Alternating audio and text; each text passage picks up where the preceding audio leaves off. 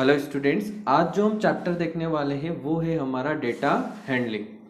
Chapter पे सम करने से पहले हम समझ लेते हैं कि डेटा हैंडलिंग होता क्या है। सबसे फर्स्ट आपको यहाँ पे वर्ड दिख रहा है डेटा। तो डेटा क्या होता है? आपका जो भी आपकी इंफॉर्मेशन है जो हमने क्या की है, कलेक्ट की है, या आपकी कोई भी इंफॉर्मेशन हो सकती है। आपका नेम हो सकता है, आपका पेरेंट का नेम हो सकता है, फादर नेम हो सकता है, मदर नेम हो सकता है, कुछ भी हो सकता है। वो क्या होगा? आपका डेटा होगा।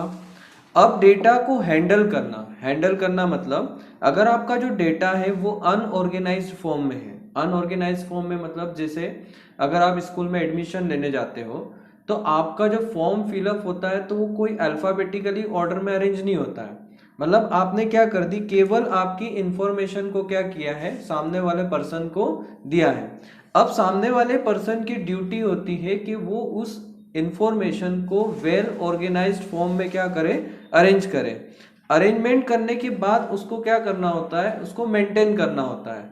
तो इस तरीके से हम डेटा को क्या करते हैं, हैंडल करते हैं। तो यहाँ पे जो डेटा हैंडलिंग की अगर आप डेफिनेशन देखो तो यहाँ पे लिखा हुआ है द प्रोसेस ऑफ गैदरिंग। मतलब सबसे फर्स्ट जो स्टेप होती है वो होती है डेटा को गैदर करना, मतलब कलेक्ट करके एक जगह उसको क्या कर देना, इकट्ठा कर देना। सेकेंड होती है रिकॉर्ड करना, मतलब उसको प्रॉपर वे में अरेंज करके उसको आपको क्या करना है, राइट कर लेना है, या इंफॉर्मेशन को कंप्यूटर या किसी भी फॉर्म में आपको इनपुट को रखना है। देन उसके बाद इंफॉर्मेशन को प्रेजेंट करना। प्रेजेंट कैसे कर रहे हो? जैसे आपके पास बहुत सारे फॉर्म होते हैं प्रेजेंट करने के, या तो आप इसको टेब्यूलर फॉर्म में, टेबल के फॉर्म में प्रेजेंट कर सकते हो, या फिर आप इसको ग्राफिकल फॉर्म में भी प्रेजेंट कर सकते हो। मतलब आपके पास बहुत सारे वे हैं डेटा को क्या करने के, प्रेजेंट करने के। अब प्रेजेंटेशन से क्या होता है, जो डेटा होता है वे दूसरे लोगों के लिए बहुत ज्यादा क्या हो जाता है, हेल्पफुल हो जाता है। अब इसमें जो स्टेप्स फॉलो होती है वो होती है, पहला कलेक्टिंग डेटा। मतलब सबसे फर्स्ट आपको क्या करना है, डेटा को क्या करना है, कलेक्ट करना। उसके लिए बहुत सारी क्या हो सकती है, मेथड हो सकती है। सेकेंड होता है रिकॉर्डिंग डेटा, मतलब डेटा को क्या करना है, कहीं पे रिकॉर्ड करना है। अब रिकॉर्ड करने में ध्यान ये रखना पड़ता है कि डेटा एक्यूरेट होना चाहिए, मतलब आपकी जो इंफॉर्मेशन है वो गलत नहीं होनी चाहिए। तीसरा क्या होता है, एनालाइजिंग डेटा, मतलब डेटा को एनालिसिस करना। अब एनालिसिस करने के भी बहुत सारे पैटर्न होते हैं, हम इसको एग्जांपल से समझेंगे। और लास्ट पॉइंट है आपका शेयरिंग डेटा, मतलब अगर किसी को आपका डेटा चाहिए तो आप उसको क्या कर सको, शेयर कर सको। तो बेस इन चारों पॉइंट को समझने के लिए हम एग्जांपल लेते हैं।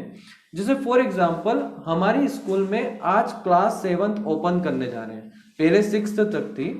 हमने क्या किया है, 7th क्लास के लिए एडमिशंस ओपन किए हैं। अब जब एडमिशंस ओपन किए हैं तो हम क्या करेंगे, आपको एक फॉर्म देंगे। तो उसमें क्या करेंगे, जो फॉर्म रहेगा उसमें स्टूडेंट्स अपनी क्या देंगे, इंफॉर्मेशन देंगे। तो हमने डेटा को कलेक्ट करने के लिए जो मेथड यूज की है वो क्या यूज की है, फॉर्म से हमने क्या किया है, स्टूडेंट के डेटा को क्या कर लिया है, कलेक्ट। या तो फॉर्म ऑनलाइन भी हो सकता है या फॉर्म आपका ऑफलाइन भी हो सकता है।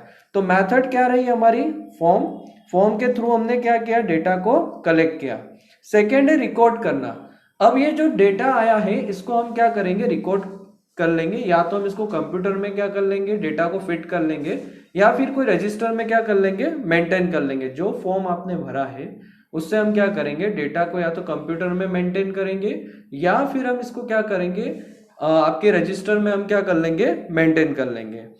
अब एनालाइजिंग डेटा को कलेक्ट करने के बाद, रिकॉर्ड करने के बाद एनालिसिस कैसे करते हैं।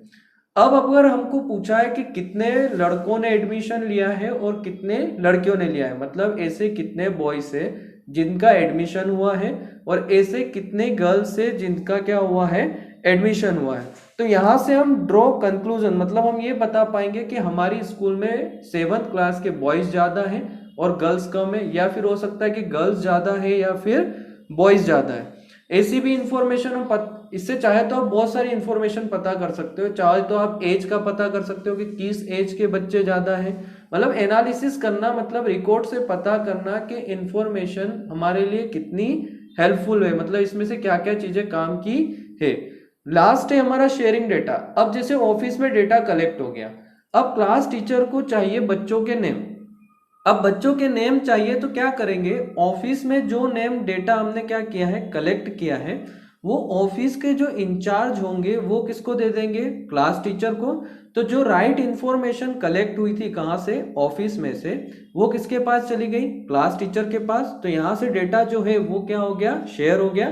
तो ये टीचर के लिए बहुत ज़्यादा क्या रहेगा, यूजफुल रहेगा। तो ये था हमारा डेटा हैंडलिंग। अब हम देखते हैं रिप्रेजेंटेटिव वैल्यूज।